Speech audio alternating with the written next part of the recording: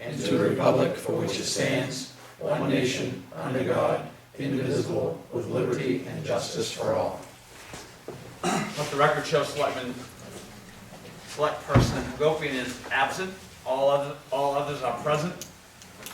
Consent agenda warrant number 10, 9/28, 2020. Number 11, 9/28, 2020. Payroll register number 39, 9/24, 2020. Number 40, 10/1, 2020. And number 41, 10/8, 2020. So moved as read. Second. We have a motion and a second to approve the warrant and payroll register as read. Any questions? Seeing none, all those in favor? All in favor, the motion carries. Acceptance of the meeting minutes from September 28, 2020. So moved. Second. I have a motion and a second to accept the meeting minutes of September 28, 2020. Any questions? Seeing none, all those in favor? All in favor, the motion carries. Old business, Mr. Moody? None, sir. Mr. Savage? None for me. Mrs. Dwyer? None for me. None for me. Items of communication, Mr. Town Manager? Just a couple of things to pass along to the board tonight. Obviously, as you can see by the room that you're in, the renovations at Old Point are complete for the time being. The new floor is in, new lighting inside, new lighting outside, handicap accessibility, and since October 7th, absentee voting, in-person voting has been going on down here. I think later on in the meeting, Kathy Estes is here. She might be able to give you a little update and answer some of your questions as far as absentee voting, how that's going.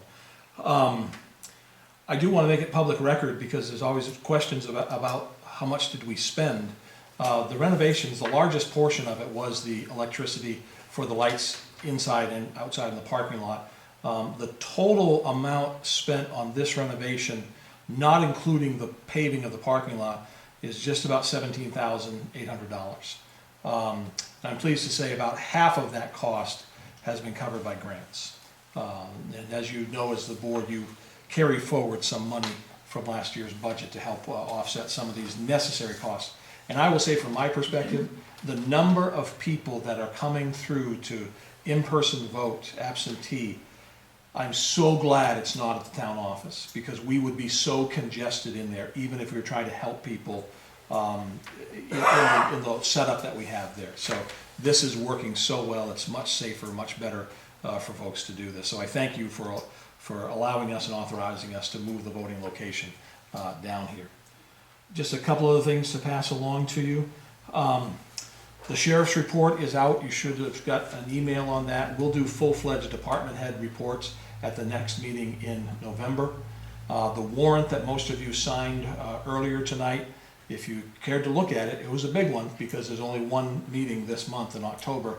So that warrant included the school payment, all of our other monthly payments, plus the yearly county budget payment of about $800,000. So that was a big warrant of about $1.5 million that you signed tonight. I know you all know that because I'm sure you wouldn't have signed anything without looking at it, right?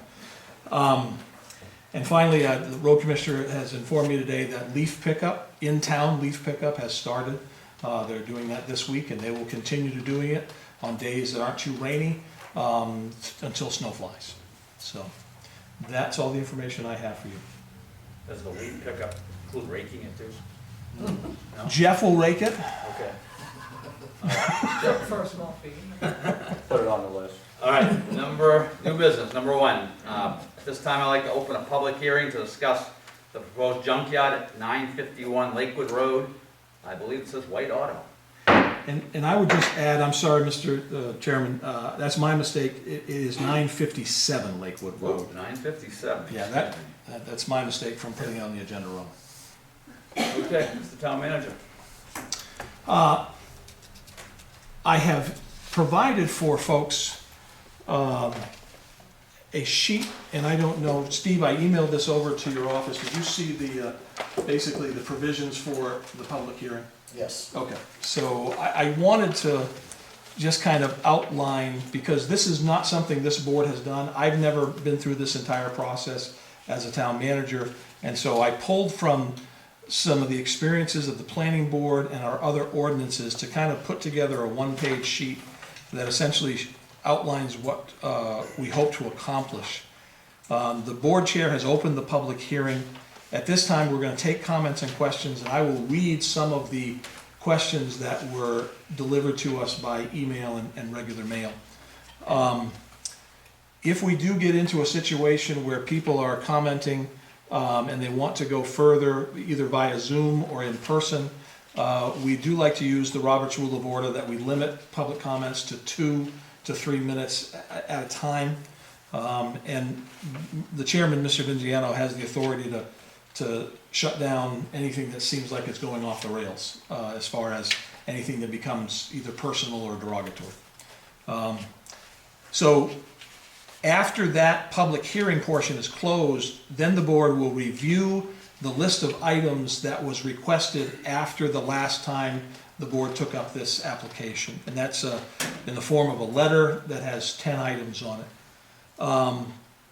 Then after that, there is a waiver request here, and the board will consider that, and there are some guidelines for considering a waiver.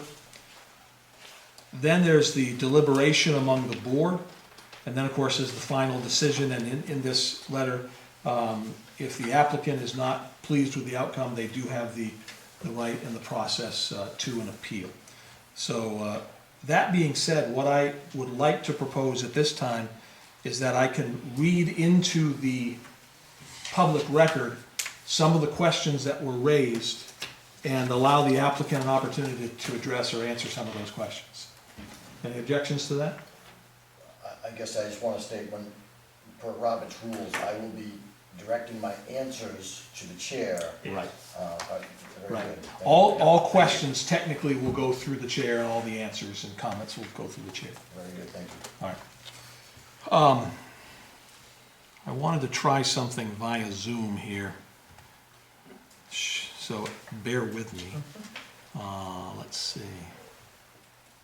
Here's the letter. Where's the...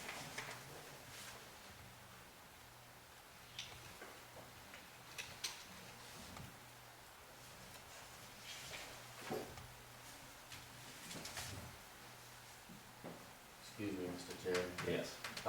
It is also, it's gonna be a salvage yard, not a junkyard. Okay. I feel like when you say that, it puts kind of a negative spin on it, right out the gate. And just for the folks watching at home on Zoom here, 4 out of our 5 select board members are present. Also in the room is Steve Gavani, who is the engineer, and also Ben White, who's the applicant. They're here. The only other person in the room, and he's not unimportant, our road commissioner, Jeff Wright, is also attending this meeting, as he typically does. So I just wanted to make everybody aware, because you can't see everybody from the angle that they're looking at. And Jeff and Ben have strategically placed themselves out of camera shot, so good for them.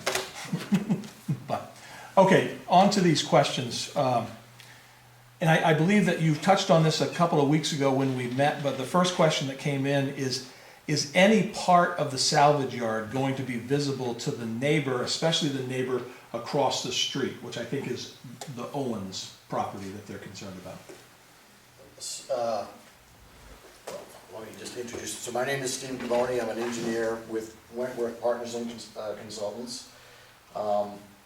This is my client, Mr. White. Mr. White owns the properties at 957 Madison Avenue, which currently operates an auto body repair shop. As part of this application, he is looking to expand that business with a complementary auto salvage yard where he can take a car, harvest that car for parts to complement his business now, or harvest that vehicle for parts for sale outside of his business, or in complement to his business. So the question that's presented to me is from the Owens property, which is at 950 Lakewood Road, across the street, would the auto salvage yard be visible? And the answer to that question is no.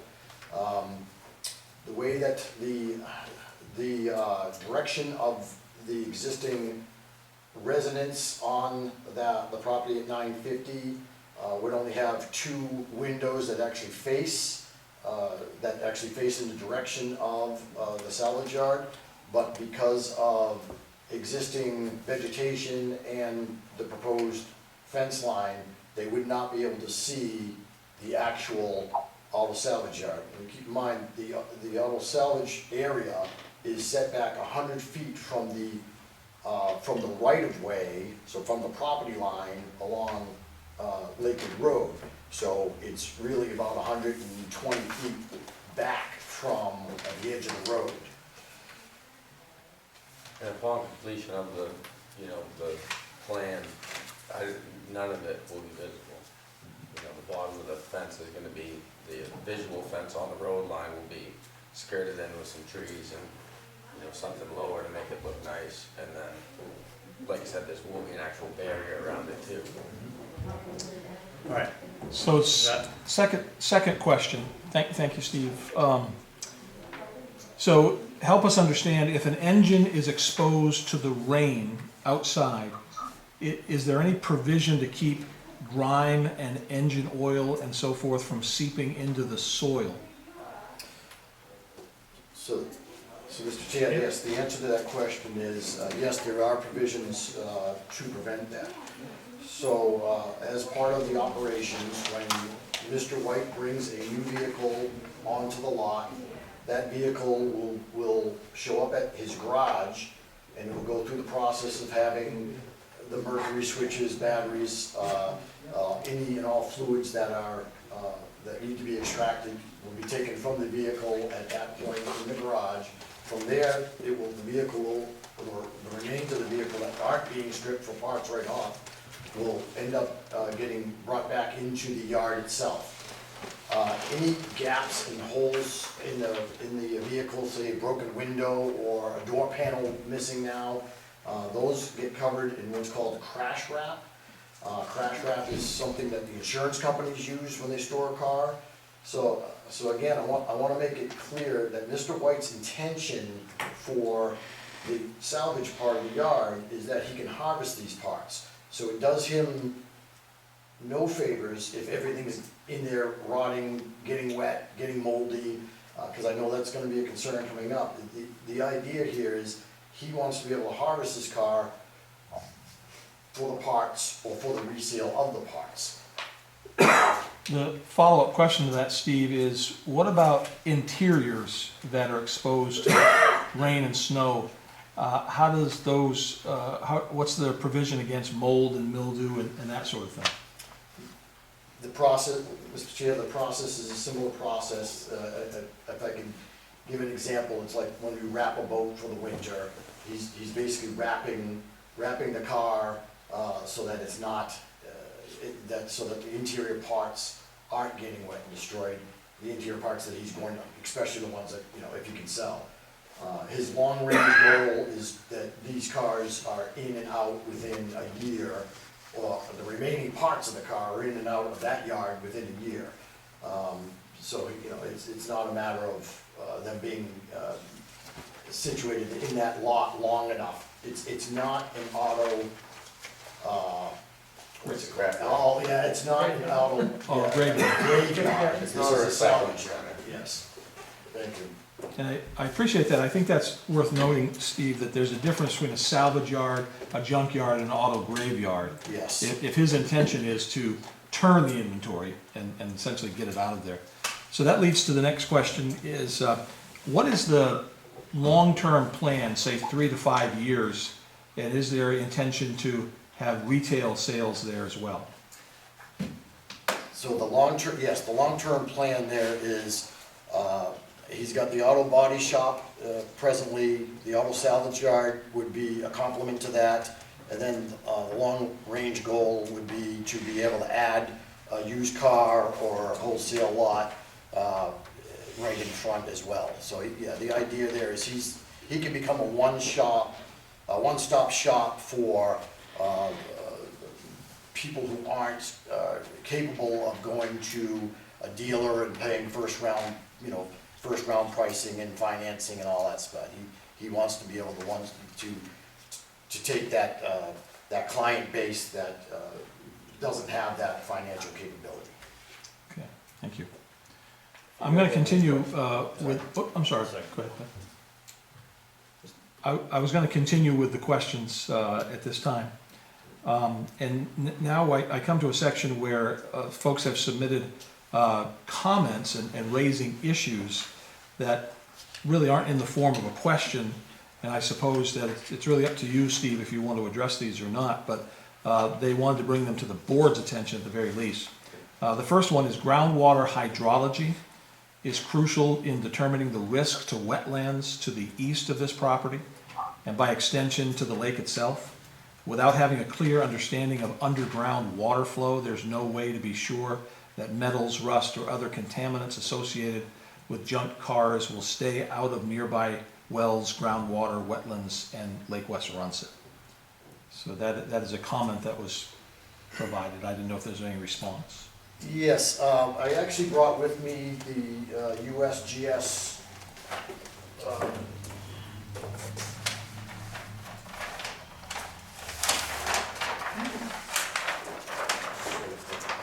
this is the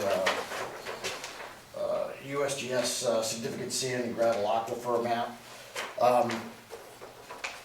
I brought this map along because within the context of the map, the actual writings of the map, they make it clear that though this is not the 100% rule, it is about the 99th% rule, where underground water flow, especially on the superficial level, generally follows the contour level. So what you see as surface flow is generally what we see for the superficial underground flow. So I'm not talking the real deep stuff, I'm talking about that stuff that's, 10 feet down, 15 feet down. For this property, and you have this on the property grade lines, we do, the site does pitch toward the northeast. It has a slow pitch to the northeast, which eventually drops that pitch off property. It drops a little faster, and then into a wetland basin. I think that is mentioned in that question, and then eventually the level of the lake is your surface water. That is where your groundwater becomes visible, or underground water becomes visible. So understanding the hydrology of this property, that is about what we're gonna find. So it's my job as an engineer, and any consultant's job, including an architect, his job is not to spend his client's money unnecessarily. And because I've got enough background myself, I've also got a senior civil engineer on staff, Ron Bukowski, who's his master's dissertation was basically in hydrology. I am confident between my consult with him, my own visual on the site, my own visual off the site, that groundwater follows the exact same pattern as the surface, the storm surface flow would. I also want to point out in that context that the DEP has guidelines on how we need to address this, especially with an auto salvage yard and a junkyard and a graveyard. And because this is less than an acre of land, the DEP doesn't even require the permitting, because their concerns are knowing that they can come in at any time and inspect Mr. White or any other junkyard, anytime, any day, and looking for those violations. They don't have to send a warning out. They aren't concerned. We are not, I think Mr. White said this earlier, the salvage yards of today are not the salvage yards of 20 years ago. So they are constantly being watched, and that's exactly what's going to happen, especially where he's right off of a US highway. The other question I was going to, or comment I was going to get to, and just I'd want to, it makes sense for the board to know that these comments are coming from an abutting landowner. So the issue of water runoff contamination is significant for our property and the state highway drainage The applicant indicates they are addressing the runoff water with berms. However, if these berms fail, the proximity to the wetlands on our property or other waterways could be catastrophic. So I believe that's a reference to the berms that were mentioned at the previous meeting Yes. around the area. The next comment is, if the junkyard is approved, and again, those are their words, not mine, we will not be able to build a residence or well within 500 feet based on state and local regulations. This amounts to a taking of our right to use a significant portion of our land in the event the request is granted. So, Mr. Chair, that statement is not quite correct. The conditions for a new salvage yard, which is what we're asking you for today, is that any existing wells not be located within, the state requires 300 feet, the town requires 500 feet, and then the town also adds the residence of 500 feet. Though the state, so again, the state mandate is 300 feet from an existing well. The state does not, however, regulate the distance for a residence or distance for a well for a residence or for a private well, that proximity to now an existing, which is the way the question is asked, now an existing salvage yard. So if this salvage yard is approved and this particular property owner decided to take their land out of, I believe that whole property is under tree growth, so they'd have to take their land out of tree growth, pay the penalties, pay the interest, pay the taxes, then submit building permit plans. There's a lot of steps here that need to happen prior to them submitting, but they have not lost their ability to, as they said, to put their well or their residence within, there's no setback limits other than the setback limits that the town has for a residential property. The next comment, you've already addressed this one, but I'll read the comment as it was written. The presence of junked cars, even with screening, will have a negative impact on the surrounding properties more than just our land. One known problem is that standing water accumulates in these vehicles and may breed mosquitoes. Some of the non-metallic materials can produce odors as they decay. I think you addressed this with that wrap that you referred to. Yeah, and so, Mr. Chair, again, we are not an auto junkyard, we are not an auto graveyard. And I think that seems to be the concerns that this abutter has, is that this is an auto junkyard. This will be an operating business. The financials of the business are keep product moving. That's how he's able to pay his taxes now. He keeps products moving in and out of there. This is just another avenue for him to keep his costs low, where he doesn't have to drive to Gorham, Maine to pick up a part for a car for someone that's only got $800 to spend to repair a car. The idea here is he's not going to be storing cars or letting them rot in the backyard. That's not the intention of this application. All right, continuing on here, and I've got 2 or 3 more comments. One, I think it's important to read the closing line of this letter that was sent to the town. In short, we strenuously object to the request to store junk cars on the property. This is a poor location for such a facility. We urge you to encourage the applicant to find a more suitable location for this aspect of his business. The other...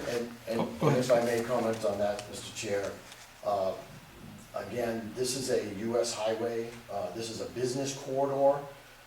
I realize there are residents along this business corridor, but I also would need to kind of go back in time here and say that there was a business there that failed, another business there that failed, a third business there that failed, and finally the building was left abandoned. So for, I think 14 or 15 years, that building stayed vacant, unheated, When I first went to look at it with Mr. White, the entire building was full of wet, moldy sheetrock that all had to come out of there. So he had a complete turnaround of that particular building that is now his garage, but also on the property where the decay of all the original house lots that were there, or house components. This used to be the Lock Farm. The Lock Farm was located on both sides of the highway. At one time, in fact, the highway came in and bisected their farm, which is why the farm did survive. So the Lock Farm fell to disrepair, collapsed upon itself, certain buildings did. Ben was the one that actually removed the foundations for the Lock Farm. Previous meeting, there was discussion about a well on the site. That well actually was for the Lock Farm. It fed the building as well. Trash. I removed 4 dumpsters, you know, the big giant roll-offs of trash and moldy sheetrock. Now I hired somebody to do what I did. So what he's already done to the property has been an upgrade to what was there originally. I'll continue on with just a couple more comments here, and then we can open it up to comments or questions from the board and from our participants on Zoom. This one comes in an email. There is a private well located within 500 feet of the proposed location. I believe that's a reference to the Owens property. Therefore, this comment writes, the approval of this project would fail to meet the town of Madison's rules for junkyard location and operation. What is the select board's process and rationale for granting a waiver of this requirement? I have reviewed the proposal and do not see how it is justified on the merits. Toxic fluids seeping into the groundwater can affect the entire area, not just any one landowner. In short, the presence of a junkyard on this parcel would severely encroach upon my family's ability to enjoy and use the adjacent land. It would also detract from the beauty of the lake and wetlands. There are many more appropriate locations where the applicant could locate the business that would be less disruptive and would comply with Madison's location requirements. I respectfully urge the select board to reject this application in favor of a more suitable use. I believe Steve has addressed the nature of that business corridor there. One of these questions is directed to the select board as their process for granting a waiver of the requirement. And I believe that there'll be quite a bit of discussion on that waiver later on in this meeting tonight. But I did want to refer to our protocol for the meeting that we addressed at the beginning of this public hearing. Item number 3 has consideration of a request for waiver. And if you will bear with me, folks, I'm going to try to share that document so that people online can see it. Item number 3 says consideration of a request for waiver or variance. There is criteria that various boards use. They fall into these categories. Does the current regulation create an undue financial burden on the applicant? Does the current regulation render the property unsuitable for conducting business? And has the applicant provided written communication from abutting landowners stating consent to the impact of such a waiver? So I wanted to address that question that was directed to the board. So Mr. Chair, I'm going to ask, may I offer rebuttal to those questions while we're still in the public hearing stage? Sure. Because I believe the waiver piece is outside of the public hearing, and that won't give anybody on Zoom an opportunity to rebuttal my rebuttal. I'm going to refer to the plan in this case because what we have here on the plan is you've got 2 wells that are actually in question here, both of them belonging to residential properties, one at 981 Lakewood Road and the other at 957 Lakewood Road. And I'll start with the 981, the property to the north. So we have a well located in the front yard of this property, and from that well, we then drew the 500-foot radius which is this green circle that you see that's got the arc in this direction. That is the 500-foot setback from the well itself. That is the town of Madison's requirements from the ordinance. I do want to point out that the town of Madison's requirement exceeds that of the actual DEP requirement, which is 300 feet. So I also have the 300-foot radius map, shown on the plan, that as you can see, the auto salvage yard does not encroach on the 300-foot. So we are requesting a waiver from the 500-foot as required by the town, but we still fall within the state law, which is the 300 feet. And you'll also see, again, going back to 950 Lakewood Road, we have the same criteria. We have a 500-foot radius map, or radius, which is the arch in this direction, and then we also have the 300-foot radius. And you'll notice that the 300-foot radius does not encroach. The 500-foot definitely would impact the ability of my client. So again, here's the 500-foot for this property, the 500-foot for this property, and that would only leave him a very small parcel of which to actually operate this yard, which would be detrimental to his ability to serve his clients. But again, the state law is 300, and we have met the requirements of the 300 feet. While we're on the topic of the waiver, I just, for everybody watching by Zoom, I will inform you, if you hadn't seen it in the packets that I sent out, or the screen share I'm trying to do, they have officially requested a waiver of the 500-foot setback in the town ordinance in writing. And prior to this meeting, they had received written affidavits from some of the landowners, but prior to starting the meeting, there was one remaining landowner, and I just wanted to give you, Steve, the opportunity to touch on that. That's right there.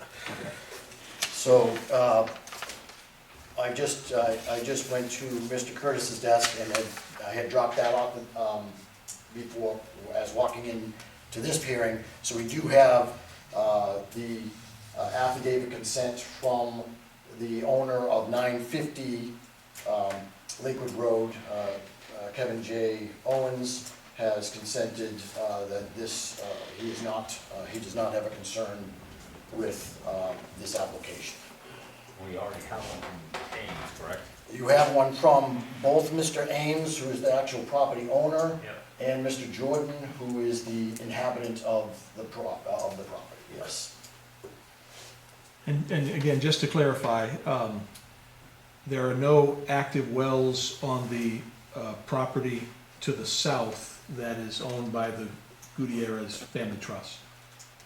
We were not able to identify any wells on that property, no.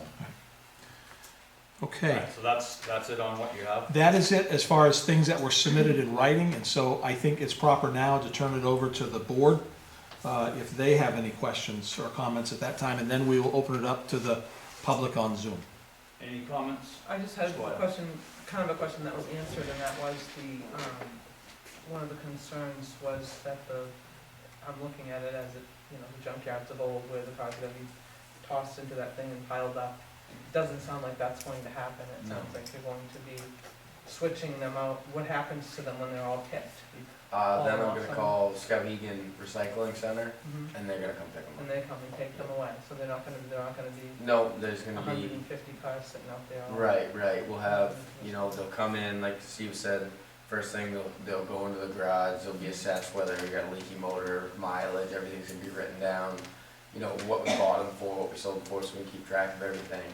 Any parts that sell, that are popular, are gonna sell within the first year, so then they'll, like I said, after a year, we'll say, oh, this one's been in here for a year. When it's time to clean up, we're gonna go in probably once or twice a year and just, anything that's not selling parts off, and they're gonna go to the recycling center. That was all I had. Thank you. Mr. Savage? When waivers were requested from the landowners, were they made aware of the 500-foot setback of the ordinance, or do they oppose to a salvage yard being placed there?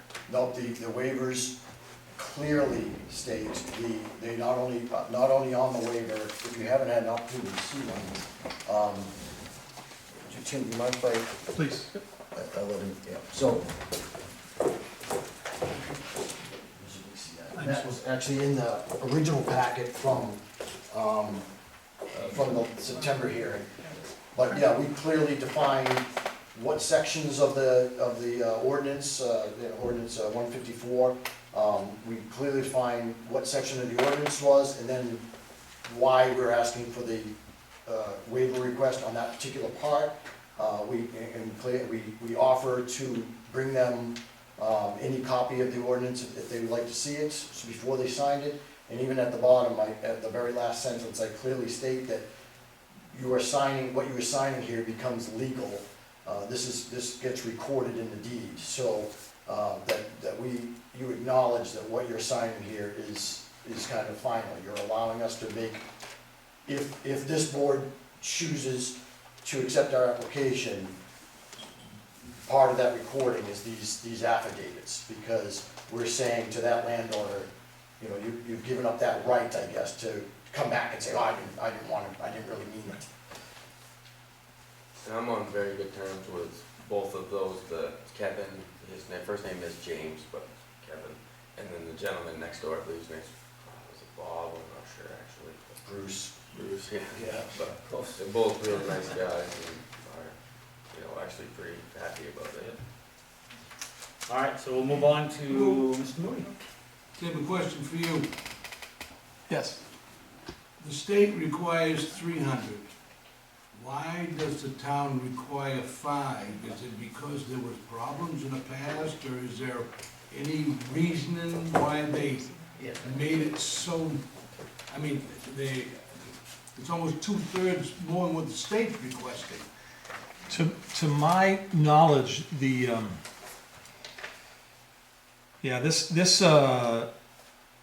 ordinance in the town code book was adopted back in 1989. You were working hard as a state police officer. I was barely a sophomore in college. So, Wow. So that's a long way of saying I don't know why they picked that number back then. But I will say that in my conversations with the planning board and even with the select board, it's probably time to revisit this ordinance, since this is the first time in many, many years that this board has gone through this process. I guess I don't understand, you know, under exigent circumstances, you know, why the state's parameters aren't good enough for the town, unless there's some justification for an extension or something of that nature. And the other thing is I'm impressed that you've eliminated the serious problems about the adjacent landowners not having a problem, one. Right. That to me, that means a lot, as far as I'm concerned. But you know, for this town to have a setback that far, I don't think I can agree with that. So we'll move on to any types of comments from anybody here or anybody on the Zoom. Just remember, we've read through comments, and we'll give 2 to 3 minutes. Mr. Curtis will be the timekeeper. So if there's anybody that would like to make a comment, any other comments on the public hearing? And I see, Ben, you have your hand raised, and I'll call on you in just a second. I just wanted to offer this technical assistance here on Zoom. So the board knows we have 8 participants on Zoom. A couple are adjacent landowners. There are 4 members of our planning board participating by Zoom, and I believe Will Reed, who's part of the Lake West Runset Association, is also participating. So just wanted to make the rest of the room aware of that. And I know, just by watching this, that the combination of distance, this room, and masks, you may be having a hard time hearing what we're doing here. You can probably hear me really well because I'm only 10 inches away. So if you need anything repeated, please let me know, and I'll try to summarize as best we can. So Ben Heimsath, I'll go to your question. Okay, well, board members, thank you very much for letting us participate this way. And I'll also be joined by my wife, Sandy Heimsath, and you'll hear shortly from my son, Benton.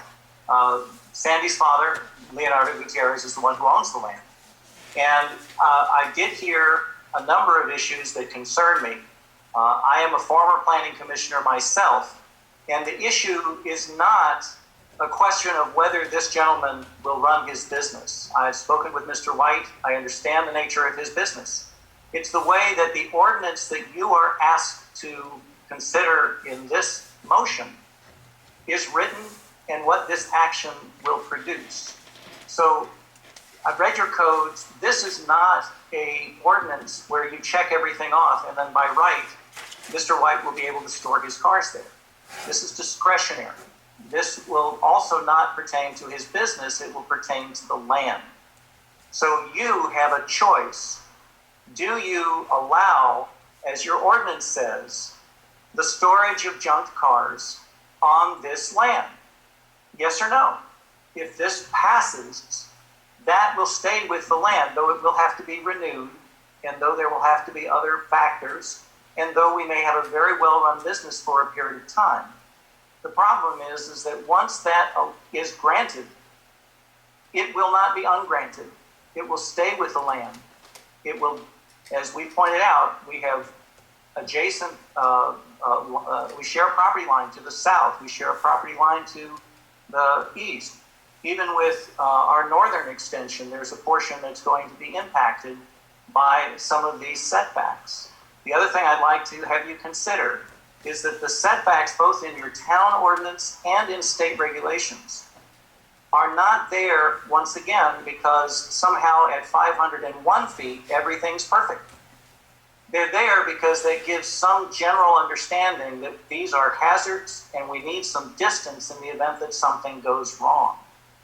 With the hydrology issue not being addressed specifically, I really do think that we don't have enough information to be able to say that a business that may either take advantage of this permission you give the land when Mr. White is no longer doing this, or even somehow something Mr. White has perhaps overlooked or forgotten, would potentially allow either fluids or metals, because even the stripped cars had metals in them, to get into the groundwater, either because of something having to do with the runoff, and that is a higher elevation than our site. It would run into the wetlands that are on our property.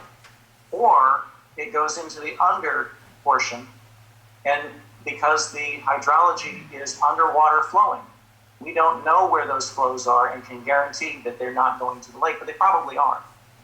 So assurances about this business, my question to you all is there any way that you can absolutely guarantee that all of these things that we're concerned about absolutely won't happen once this permission is granted and is not given, you can't take back? Okay. That is the concern. That's why we've raised the issue of all the other parts of the business here are fine. The question should be, why can't he go to a different place that's not as risky in order to store his cars?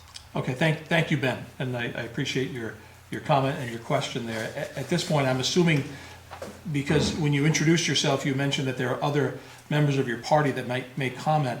Could we hear from them if they're interested at this time? Sandy, you go ahead. You want to go ahead? This All is my right. wife's name. I'm Sandy Heinsath. How are you? And thank you for allowing us to address you today. I want to share with you a little bit about our family. My father, the man who bought the property in 1980, is a retired civil engineer, and he worked with Camp Jesser and McKee, which is a Boston-based environmental engineering company.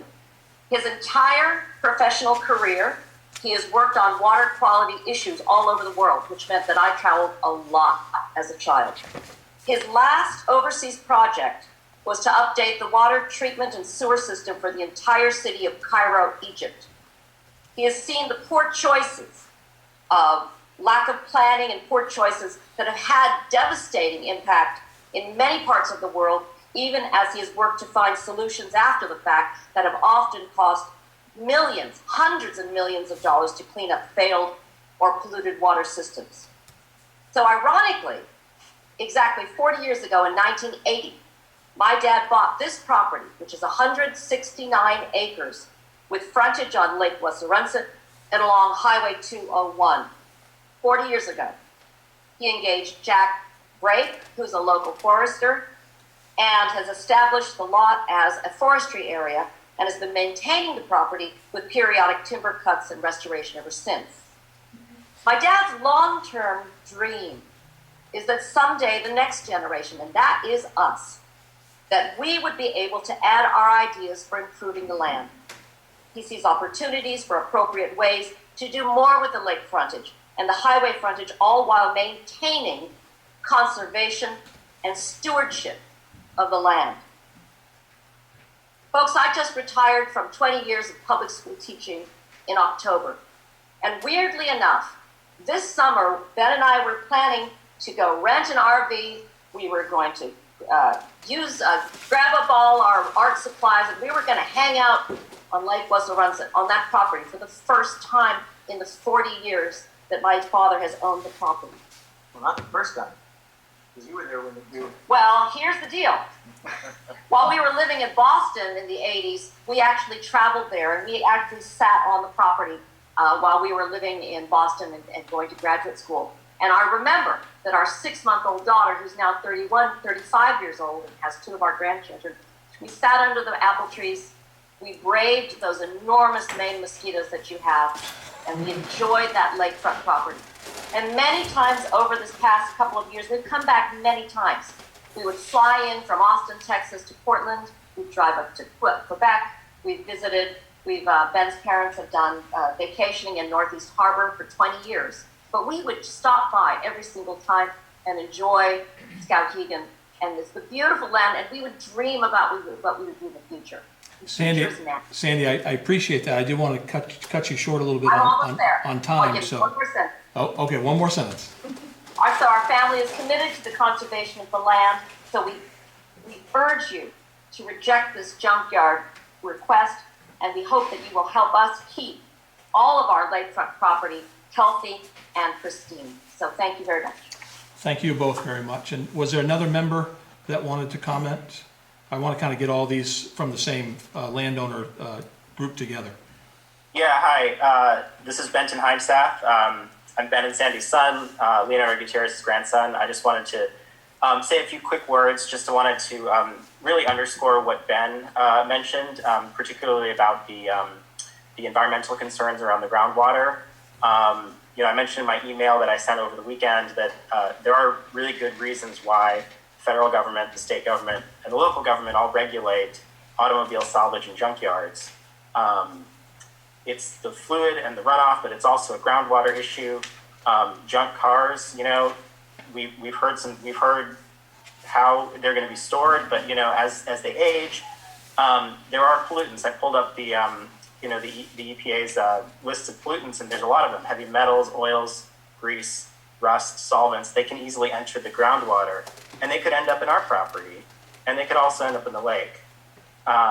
Most of the northern section of this land, of the Gutierrez property, is wetlands, specifically swamps and bogs, which are particularly sensitive and permeable, and that's why the federal government protects them and regulates what can be built near them. I'm going to skip ahead because Ben already said some of my comments, but just in short, we just can't believe that anyone would want a junkyard here. I think it's the wrong place, the wrong location, and there has to be a better, safer location for him to store the junk parts of his cars. So thank you so much for the opportunity to speak, and that's all. Thank you. Mr. Chair, did you want to continue taking public comment? Yeah, if there's anybody else, we're still in public hearing, so okay. Do we have anybody else that wants to make a comment? So I have everybody on the screen. I see Mark Doty with his hand up. Mark's on our planning board. Go ahead, Mark. Evening, folks. Thanks for taking my comments. I speak both as a planning board member and a president of the Lake Wessarunset Association, the resource that is downhill from the proposed salvage yard. And I just wanted to make the point that Lake Wessarunset, the quality of the water is of utmost concern. We are I believe, the 3rd largest taxpayer in town.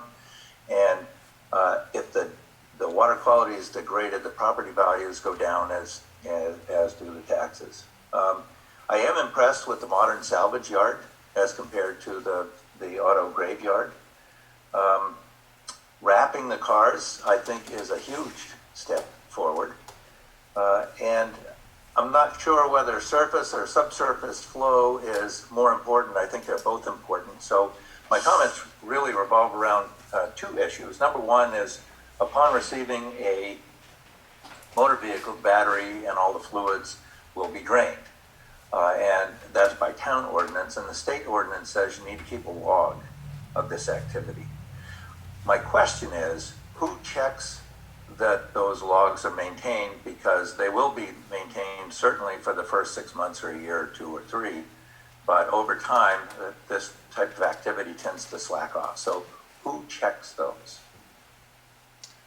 Steve, did you want to address that? Yeah, so, from both the, I think I mentioned it earlier, the DEP, certainly has, a management program where at any given time, without notice, they can stop in, and that's exactly one of the things they'd be checking on, because as you mentioned, that log is part of the state law, state requirements. But also built within your ordinance to match that is saying that there will be a yearly review of the license, the business license. So the expectation there is that your code enforcement officer or acting code enforcement officer would be also able to check in and go through the logs, go through the lot, and again, that's something that would probably be able to happen without notification as well. So any visit would be regulated again by the state level and at the local level. Thanks, Steve. Excellent. Go ahead. Thank you. I read that as may, not as will, but if it is a will, that certainly answers my question. The second one deals with the drainage ditch that comes off of Route 201. I get the sense that berms are being proposed to slow the water down and keep it from flowing. Is that correct? Yeah, the berms, the proposed berms are 2 feet, so that's not just to slow the water down. That will eliminate the water from the surface water from leaving that area, is what that would do. So it separates the salvage yard from the flow. Yes, definitely, and especially in that direction. So, right now, the existing grade, as I mentioned earlier, moves to the north and east within the salvage yard area. The drainage ditch that you're referring to is basically the southern property line. So that would not be even the natural direction for surface flow or underground flow, most likely. So I would like to make one suggestion there, and I don't know the grade of the ground there or whether it's even possible, but level spreaders to spread out the water so that it actually doesn't flow downhill, I think would be a terrific upgrade, because there are some questions or concerns I've heard about the berms and whether they would be a permanent fix or not. So that would be one suggestion, would be to consider level spreaders to spread the water out and let it settle into the ground and not flow downhill. Thank you, Mark. That's it for me. Thank you very much, Mark. Anyone else, either turn your video on. I see Jeff has a question, so we'll go to Jeff from the planning board. Good evening, Mr. Chairman, and folks from all around the country. A few years ago, we had someone come to our town and wanted to put in a something similar to this, and the town said no. What's the difference? And if you may, I can kind of clarify that. Are you referring to Fred G. Black's proposal over on, a little further down on Lakewood Road? Is that what you're referring to, Jeff? Next to the Xanadu. Yep. So because that proposal was for a recycling center where cars would transfer station, basically, yes. Cars would be stored there for a longer time, and because there was going to be a commercial building built on site, that application never went to the select board, it went to the planning board.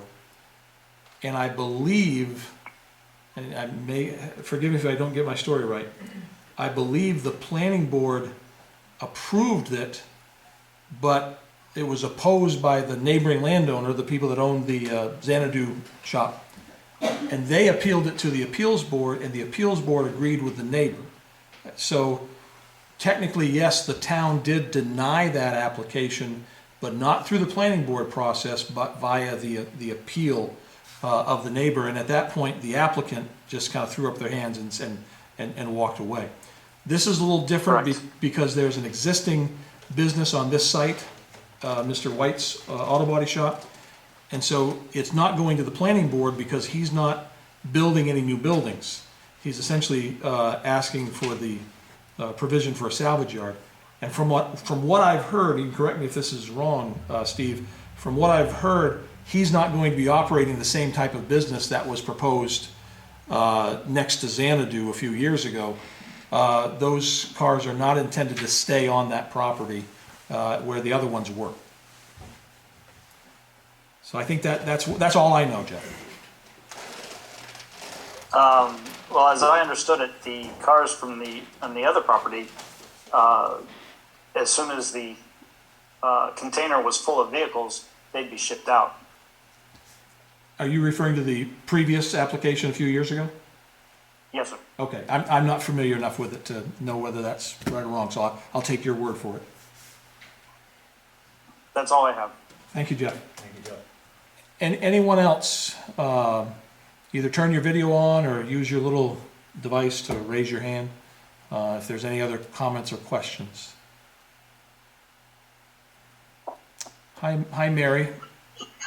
Hi, Tim.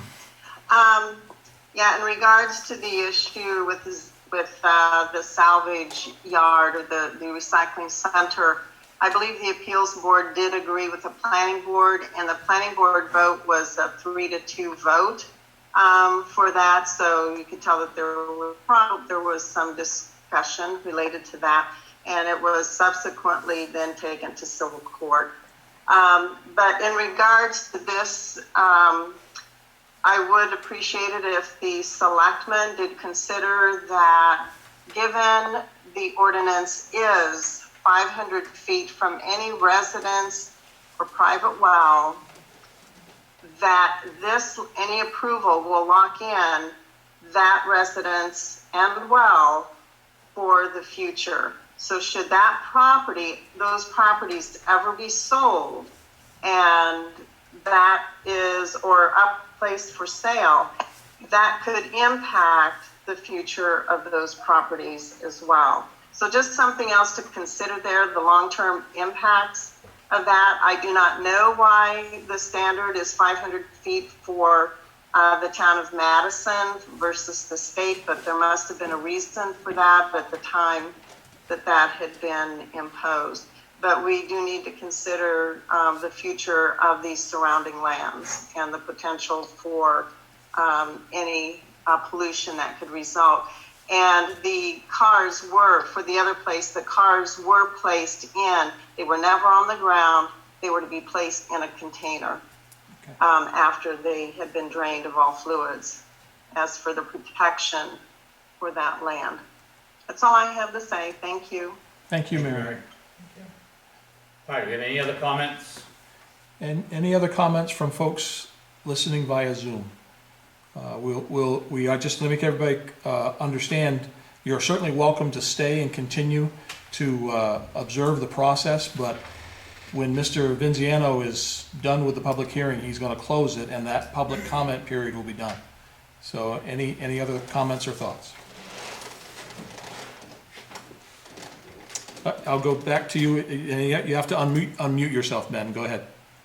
And this is just a quick question, and I did address this in some of my comments, I believe either to you or to one of the selectmen, but I don't believe I've heard this. I understand also that there is a regulatory process that you will enter into with this business. The ordinance allows you to come back every year to recertify. Potentially, I can see that could help remedy a problem. However, the other question becomes, and this is a question to the selectmen, does that also, if an owner is derelict, does that also imply that the town is going to have to make a correction if that owner in fact won't fix the problem? And then in its dereliction, and I'm not saying that this owner would, but again, it stays with the land, so a future owner might. Does that indicate the possibility that in addition to other things we talked about, that the township itself might have the problem of having to clean up the mess if no one else does? Because after they see that there's a problem, they can't run away from it. Every year you document that problem. What remedy you would be then required of yourself might be another issue to think about. And I appreciate that, Ben, and that is addressed in the state statute that does authorize the municipality to go in and take hold of issues, but I think the other side of that you're alluding to is there's a cost associated with that for the town if that had to be the case down the road. So it's all just potential risks that this Right. has. It's just to bring up another issue that I think, again, we appreciate you considering. All right, any other comments? At this time, I don't see any other comments, Mr. Chairman. Okay, any other comments here? All right, at this time, I'll declare the public hearing closed at 7:29. All right, we will go now to talk about it on the board. So, following our guidelines here, the next, that's okay. The next step is to review this letter, and again, bear with me online and in person. I'm going to try to share the screen again. This letter has the 10 items that were requested by the board at the conclusion of the last meeting. And if I can catch up with myself here. Alrighty. So everybody that's looking here should be looking at this letter and the attachments behind it. So this is the process where the board now determines the completeness of the application, because in the preliminary meeting, we went through a checklist of items that are provided for in the state statute and the town regulation. After that preliminary meeting, the board identified these 10 things that they would like more information on. I believe we can go through these as quickly or as slowly as you determine, but I believe that Steve has already addressed some of these. Number one is documentation from the Maine Geological Survey of any aquifers on site. He has provided that. In fact, I believe he's made reference to it already during the public hearing. Number two, clarification on the location of private wells at abutting properties and clarification of the status on the private well located on the property. I think we've determined Mr. Owen's well and the waiver that was given, or the affidavit that was given there. And also I think he alluded to the farm that was there in the past, and that's where that other well on the property came from. Yes. And currently that well is not being used. No, that well is your water source, I believe. Okay, so that well is being used. Yes. Yep. All right. Yeah, they use it to clean all the cars as they bring them in, so. Okay. Number three was written documentation that the applicant's in compliance with licensing provision to include compliance with operating standards. Steve and I talked about this on the phone earlier, and I'll let him just kind of clarify. He has provided that in writing for us, but I think he can summarize it fairly quickly. Yes, so I responded to item number 3 in a letter addressed to the chairman about the operating standards, and most of those operating standards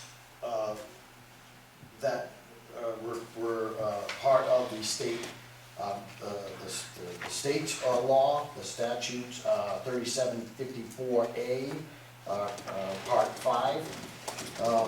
Are items that Mr. White is already responsible for in his auto body shop. So, the removal of a battery, removal of fluids, and making sure those are contained properly, within. So in our case, he does that inside his garage. And then some of these other bullet items, does the vehicle containing fluid must not be stored or dismantled within 100 feet of a body of water or freshwater wetland, and again, within 100 floodplain or within a mapped site or a sand or gravel aquifer. This property does not meet any of those standards or setbacks or locations. We are not in a tidal zone, we are not near inland water, we're not gonna be impacted by, a car being stored in the ice floating it out in the middle of the bay. So, again, that's part C, that one does not apply. It must demonstrate at the time of licensing that the facility or facilities to which they seek permits are a viable business entity and that the facility or facilities is actively engaged in the business of salvaging, recycling, dismantling, processing.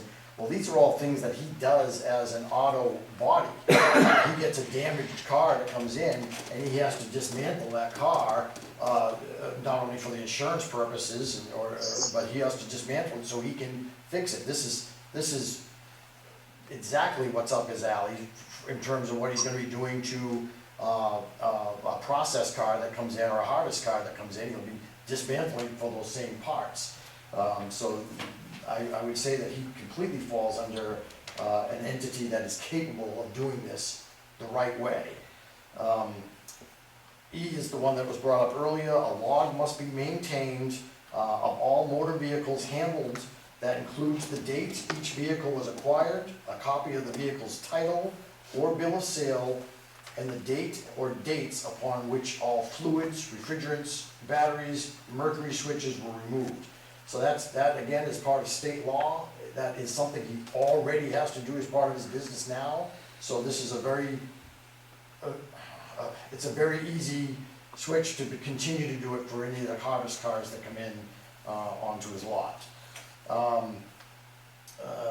Then again, it says so part F, all fluids, refrigerants, batteries, mercury switches must be removed from vehicles that lack engines or other parts incapable of being driven by their own power, and the state law says that they have 180 days to do that. So bring the car on site, they have 180 days to strip it down. Again, Mr. White's, or this proposal and Mr. White's plan for those cars is as soon as he brings them into he transfers them via the garage. So they come in through the garage, he's stripping them, removing all that stuff right off the bat, and then putting the car in the yard. So he won't be using that 180 days as the time frame. That's 6 months. And then storage of all of those disposal fluids and batteries and mercury switches must comply with the applicable federal and state laws, rules, and regulations. Again, that's what he has to do in the operation of his current business as it stands now. So there's nothing within that section of the statute that Mr. White's not already doing as part of his other business. Thank you. Item number 4 is written documentation that DEP does not require a stormwater discharge permit. And I refer you to an email that was sent from Stephen to me from a Mark Stebbins, Land Division Director at the Bureau of Land Resources at Maine DEP, that says since the area is less than 1 acre in size, a stormwater permit is not required for the proposed project. Number 5 and 6 were requests for a location map that has been included into the site plan, and topography lines have also been added into the site plan. Clarification from Maine DOT on the drainage ditch in close proximity to the project. That was provided for in a map that I didn't know what I was looking at first, but after reading that and the associated email with it, this map goes back to the 1950s to show that there was indeed a farm that went across 201 at that time, and that drainage ditch has been there since the 50s that drained into a man-made pond. Drained from. Drained from, So I'm this sorry, is, man-made pond. and I apologize, I don't know her last name, but Mary had asked this question at the September meeting, and she was pretty sure that it was from a wetland in the back, so kudos to Mary, she was right on the ball.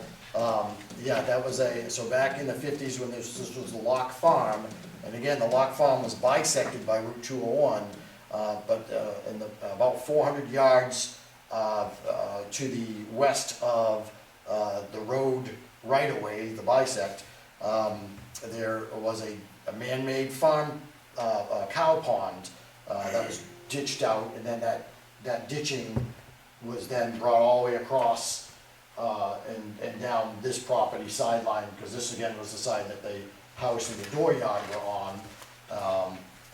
So when the state highway came through, they had to put a culvert to maintain that man-made ditch. Item number 8 was a written request for waiver of the 500-foot restriction. That is in the packet that was received today. And then the last 2 items, the letter of agreement from property owner Owens and the application fee, both of those I received tonight as our meeting started. So from this standpoint, all of the 10 items have been provided for. Mr. Chair, I'm going to defer to you. We do have a hand raise from the public. I believe Mary Tomlinson may have a question or comment regarding one of these items. Did you want to hear from Mary? Without opening it back up to a full-fledged... Without opening it back up, yeah. She has something as the planning board chairman. So Mary, as the planning board chair, I see your hand is raised. Did you have a comment or question?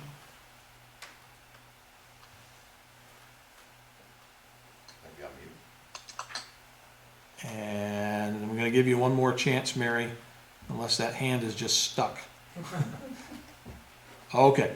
I want to give you the benefit of the doubt, but no response at this point. So any questions from the board now? Because really this moves into your deliberation soon. Any questions on this checklist? Okay, couple, Mr. Chair. Mr. Savage? Yeah, regarding the waiver, is there anything in that ordinance specifically that allows a neighbor to reduce that setback? I mean, is there something in there that allows that variance, or is it just something that we've decided to do? How does that variance come about? Normally, you would say that you can reduce it by this much with an agreement or something to that effect. I haven't actually checked the 154.5C, so I don't know what it says. I'm just wondering what allows the neighbors to change the rules of the ordinance, that's all. So 154.5-C is simply one line, says no vehicles or junk shall be stored within 500 feet of any residence, private well, or school. And that is, as we've already noted, further than what the state requires. When it comes to asking for a waiver of this board or other similar boards, I'm using the same process that we use absent from any detailed direction that's in the ordinance. So to try to answer your question, there's nothing in the ordinance that says this is how we do a variance, or a neighbor may request an altering of that footage. Okay, Mr. Moody? Yeah, I got a couple, and basically they lean on the checks and balances of the business, and one of them is, once you're established as a salvage yard, what is there to prevent it from going into a graveyard? I would answer I'm that. not saying that this gentleman would do it, but say somebody else takes over and says, salvage, no, I'm gonna make a graveyard out of this. What's to prevent that? I would say the business license itself. So the business license is still controlled by this town and by the state. So as soon as that business license is violated as based on let's just say the board approves this. Under the condition even that this is a salvage yard and there'll be a rotation of stock, that we're not allowing this to be a junk, an auto graveyard. Let's say that's the condition on which this board chooses to approve. Then that business license, his, or if he's able to sell, and the next business license, are all tied to that agreement. Because as mentioned by the abutter there, that's the agreement to the land, as long as the business is continuous. So one thing I do want to add to that comment is, if the next person comes into this lot and does not choose to operate a salvage yard, and that goes on, and for 2 years, there's no salvage yard there, then that business entity is no longer considered, that use is now gone. So that's the other control there, is that if it's not continuing as that business operation, then that use does disappear after 2 years, according to Maine law. So, but your controls are through the business license itself. You guys can pull that business license, you're in violation, you're shutting this thing down. Are you also stipulating that it is the town's, part of the town's responsibility to see that these, like the wrapping of vehicles and stuff is complied with? Or does the state have anything to do with that?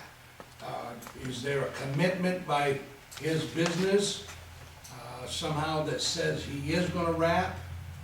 Or is it just something that you're telling us this is what his intention is? I would say that anything said tonight is public record. So anything said tonight really falls into the permit as issued. So if I disclaim something that is incorrect and you guys issue a permit based on an incorrection, and then it's found out that that was not a truthful statement, then you guys can rescind based on false information.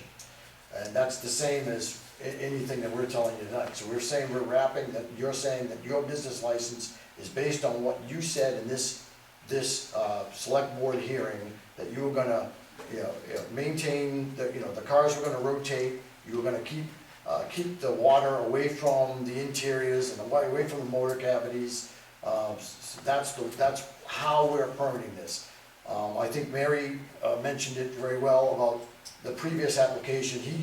The way he was gonna do that was he was gonna store the cars in containers. So the expectation is that if your inspector went out to site and all the cars would be in containers, we're saying that his cars are gonna be, any holes in the cars are gonna have the crash wrap over the cars. So that, I hope that answers the question. So that would be a function of the code enforcement to check that out, or the state, I would believe, right? Yes. Both, I believe. Yep, both, yep. And I understand that, but they might land out there 5 years from now. Well, we hope it's a little quicker. You know what I'm saying? Okay, say that you're in compliance with that. What happens if this business does not comply? Is there any penalty or whatever to keep this compliance going? Or does he lose his permit to operate? Yeah, that's his business license. Both, I assume. Yeah, his business license is based on him, any business license. If I own a restaurant in town and you walk in and I don't have enough sinks, that's you got 30 days to fix this problem, or you're out, your business is closed. So there are controlling entities there, or controlling pieces in place that do let you guys mandate how, if that permit's gonna stay, or if that license is gonna stay up. If I might add to Mr. Moody's, to clarify, our ordinance, chapter 154, section 7, states that permits shall be renewed annually. And the select board sends out an inspector annually. So that's in the ordinance already. So that's assumed that the board is going to do that. Direct the town manager, direct the code enforcement officer to go out there and do that annual inspection, because that's a shall.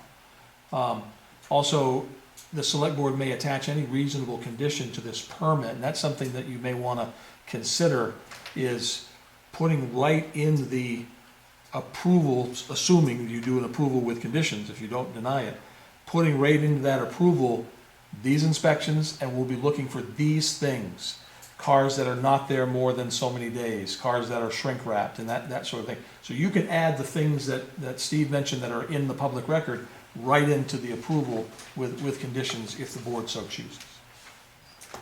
I'm just trying to come up with the questions that I know that I'm gonna listen to when I leave this office in the next few days. So I'm just trying to iron those out so we're all on the same sheet of music so that if they're asking you one thing and then me one, that we both got the same answer.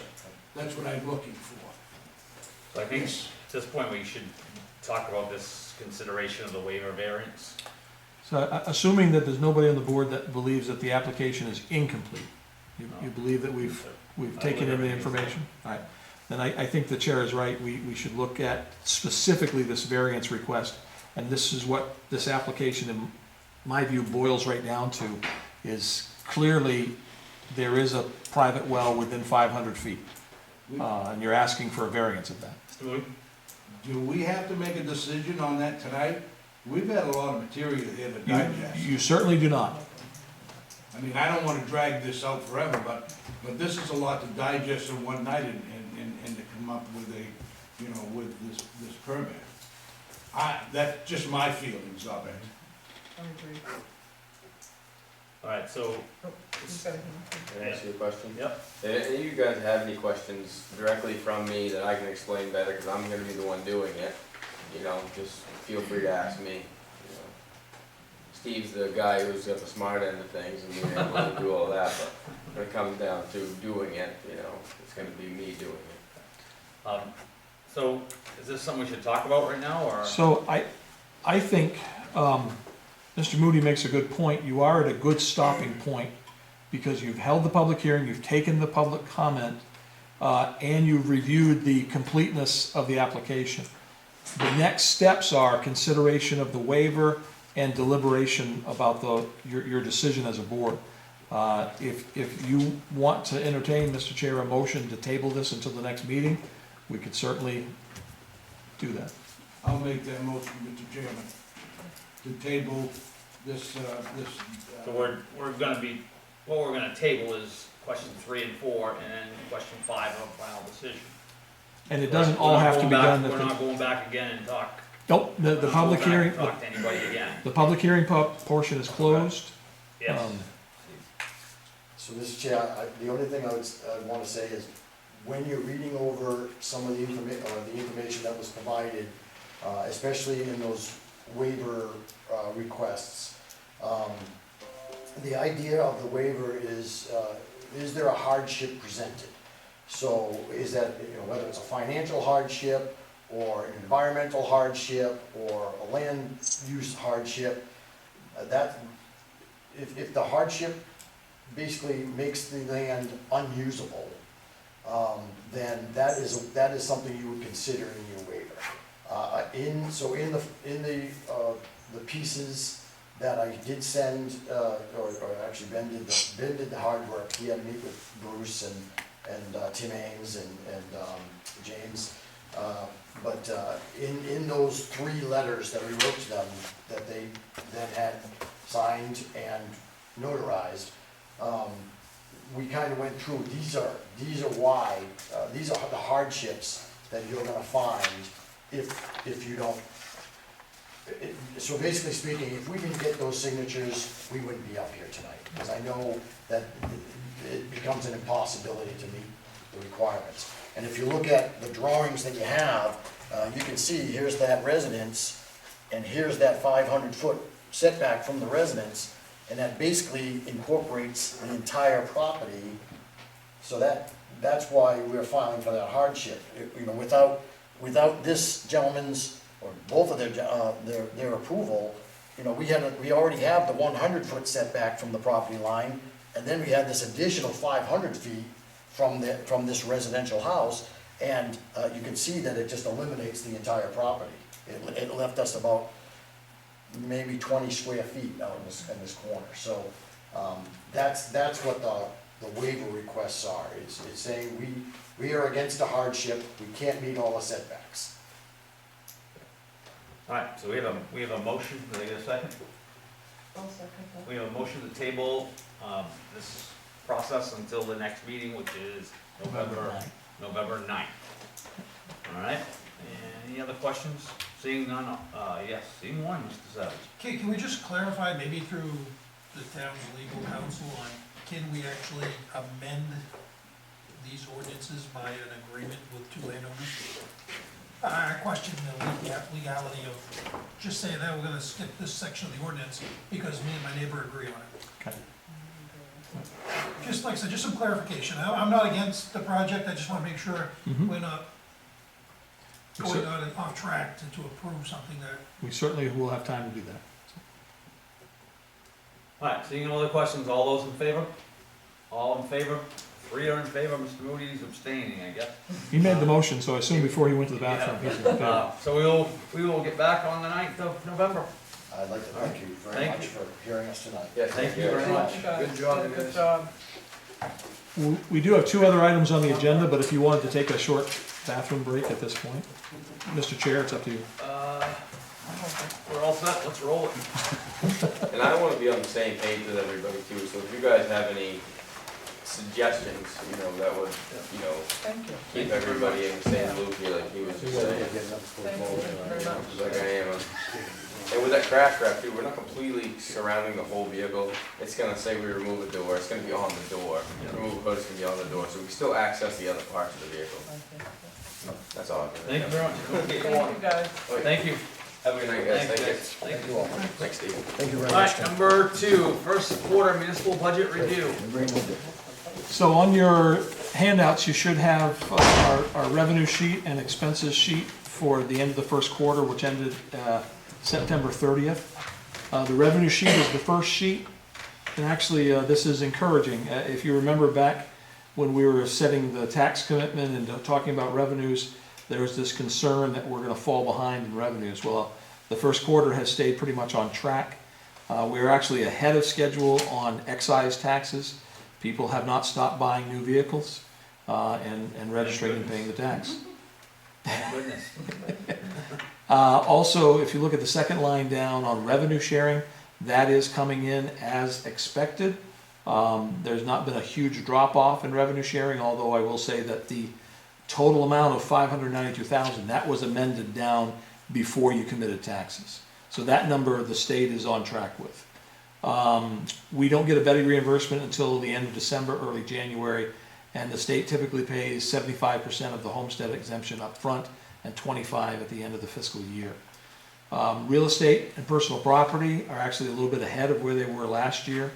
And so year to date, total income, we're at 46% of budget, pretty much right where we should be after the first half taxes. The amount of unpaid taxes and unpaid personal property taxes is as low as I've seen it in several years. So the office has done a good job in staying on top of that. Great job. Any questions on revenue? I know that things in the state aren't back to normal yet. Right. But have we heard anything on potential curtailment of the revenue? Anything, either that or school revenue? I believe both school revenue and state revenue sharing have already been curtailed by about 10 or 12%. And I know in conversations with the school superintendent that that's what they were anticipating, and that's what we saw with our revenue sharing back in late July. To my understanding, there have been no more discussions about any further curtailments, but again, that all is up to the state, right? Okay. Any other questions on revenues?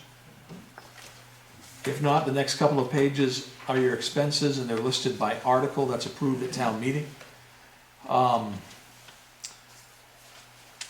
Short story is, overall, we are at 26% of revenue spent after the first quarter, which is kind of where we should be. I'm encouraged because that includes all the renovations done here at Old Point and pulling that parking lot job up a couple of years out here. So with the money that we've spent on renovations to get ready for the election, overall we're still where we should be as far as the budget goes. Does anybody have any specific questions about expenses? Mr. Savage. Article 10, we spent 92% of Purple Avenue already? Yep, because Preble Avenue's budget as far as recreation, a lot of that is tied up in field maintenance, and we've already spent most of that money this fall. Louis, you have a question? No, I don't think so. Okay. All right. Thank you, Mr. Town Manager. All right, number 3, discuss annual audit, write-off over short account. Is Kathy still here? Yes. You'd have to telephone her to get her, Oh, to get a conversation. I'd like Kathy to at least come within 25 feet of the board Come on. to just kind of explain this process, because this is a process that's overseen by the treasurer. My understanding is that everybody cashes out every day their drawer, and there may be small amounts that they're over or under, and there's policies and procedures, so kind of elaborate on what happens. Well, basically, it's kind of just what Tim said, and I think that amount has been over for like years. Right.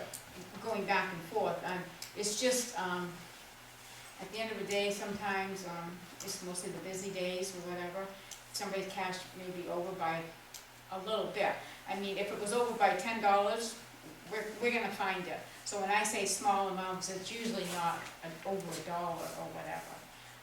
That it could be short, over, usually it ends up coming out pretty much, but obviously this has been going on for a few years, and we've never zeroed that account out before. And the auditors are asking us to zero it out. Is that what, 150 Yep. a year? It's at about 125, and so this balance sheet that you've got here, and Tammy also put the comment by the auditor down at the bottom. This is for the last fiscal year, so you can see down here the debits and credits, 52 cents, 1 cent, $6, 6 cents. Those are the gains and losses over the course of a whole year. So you can see out of 200 days that we take money in, there's only been about 20 different occurrences where this has happened. Over here on the left-hand side where it says beginning balance 111, year-to-date net 1355, remaining balance 125.28. This means that at the beginning of last fiscal year there was a variance of $111. $13.55 was all that was added to it over this year. And so now there's a variance that's $125.28 to the negative. In other words, it's money that we're never going to collect. So the auditors are saying, since you're never going to collect this money, please write off this account every year going forward. Like Kathy said, it's been several years since we've even looked at it. The auditors just picked up on it this year and asked us to zero it out. So in order to do that, you need to make a motion to write off this amount in the over short account. So. All right, so looking for a motion?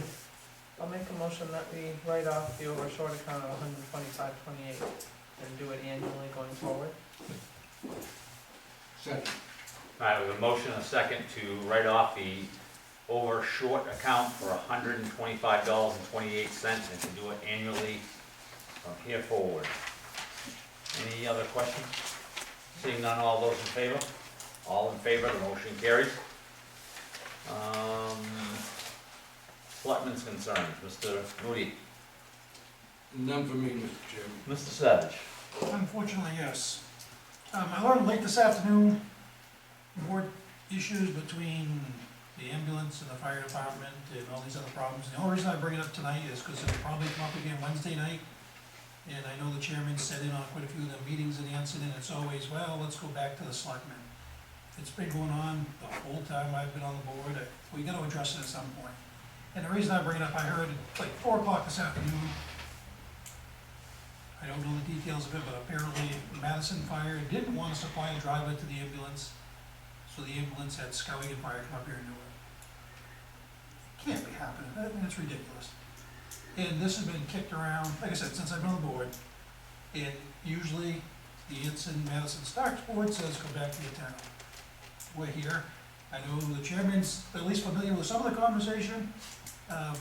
We gotta find a direction and not just say, well, we'll deal with it next time a problem comes up.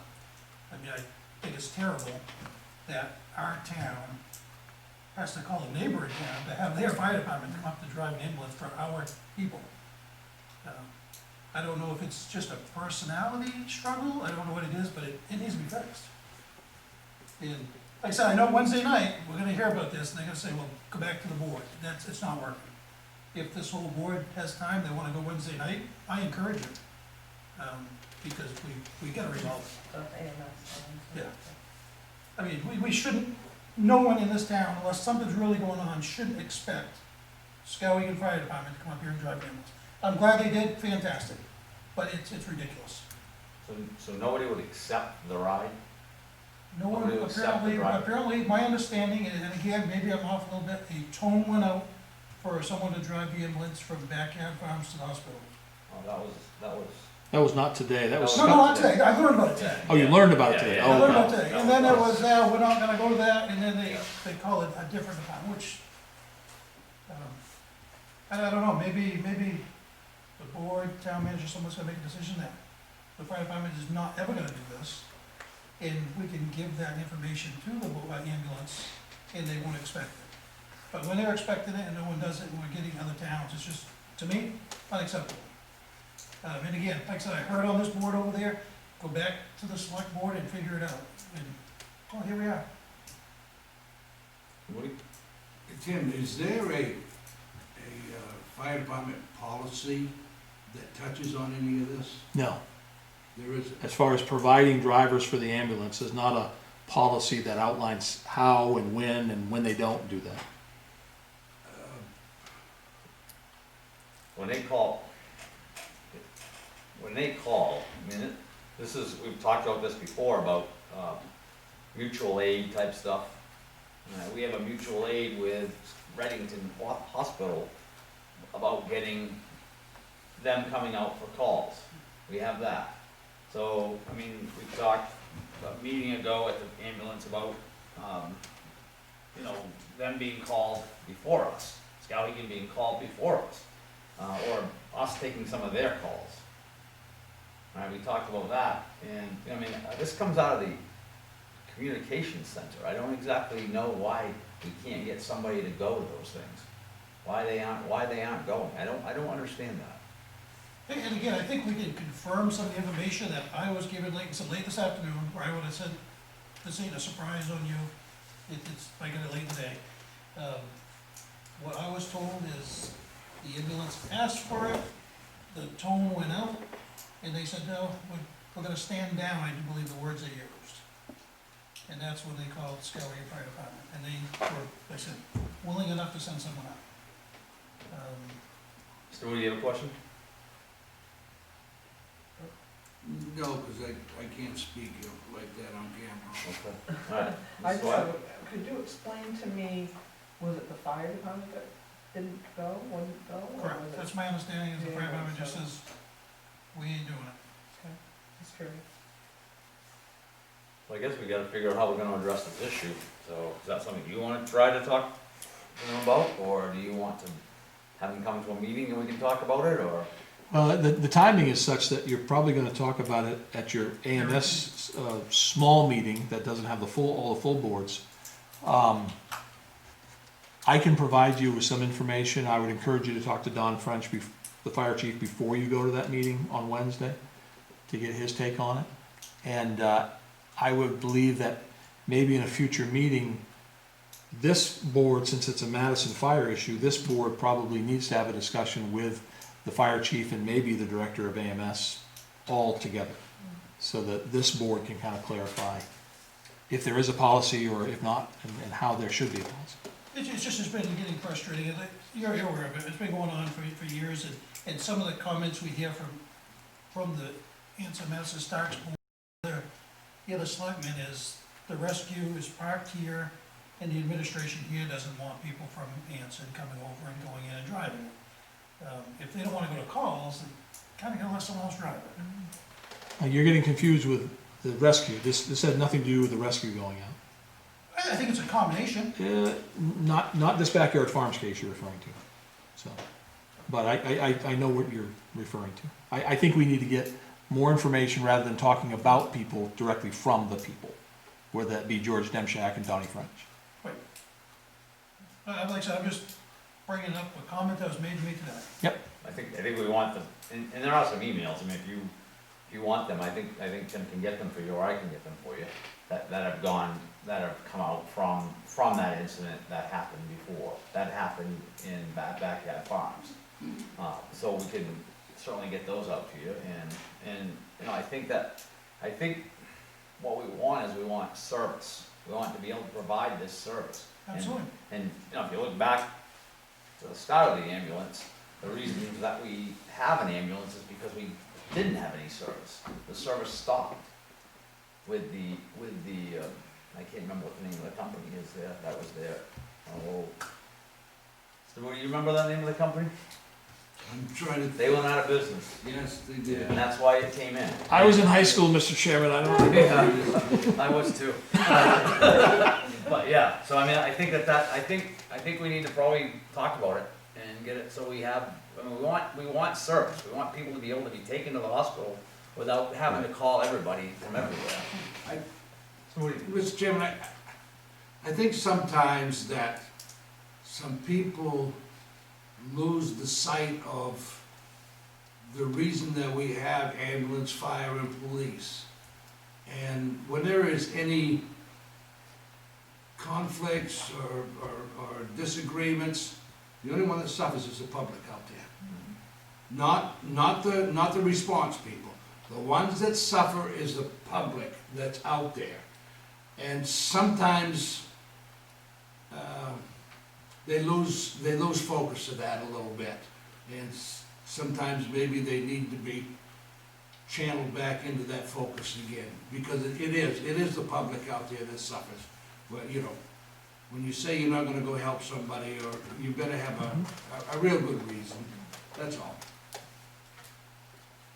All right, anything else, Mr. Savage? No. What? Okay, I'm good. Citizens? I just want to let the board know there are still 3 viewers by Zoom, and this is the opportunity for any citizens' concerns. So anyone have a citizen's concern to share at this time? All right, I don't see anything from Zoom. All right, looking for motion to adjourn? Did, just if I might interject, while Kathy is here, did the board want a Sure. 30-second update on election? Anybody voting, Captain? Yo, down there. Anybody voting? Yeah, we've been busy, we've been steady, we've had a lot of absentee requests by mail. We're in the vicinity of about 1,000 altogether for absentees, Wow. which we have 3,300 registered voters, What so. do you usually get, or what do you usually get altogether for a vote, for a presidential vote? Well, presidential, I think the last presidential was like about 85%. Yeah. And we have 3,300. We're over our absentee voters, yeah, we're way over. I don't think I've had more than 500 in the past. And that's usually a lot and busy, but yeah. We would have been required by law to have in-person absentee voting, but that would have been it would have been impossible at the town office to really be able to do that and conduct regular business. Everything would have had to be done by appointment or whatever, because there's just no way that you could make that flow of traffic happen. So it couldn't have happened. It would have had to, but it wouldn't have been very, That's fun, huh? it wouldn't have been very smooth. How are you doing on finding polling folks to work at the polls? I'm complete, Hi, good. yep, I'm complete. I'm gonna cast absentees on Wednesday, which is, I think, the 28th, and Thursday if need be, and Monday for sure. So, trying to get them all cast before election day if I can. I'll have some on election day, but hopefully not a lot.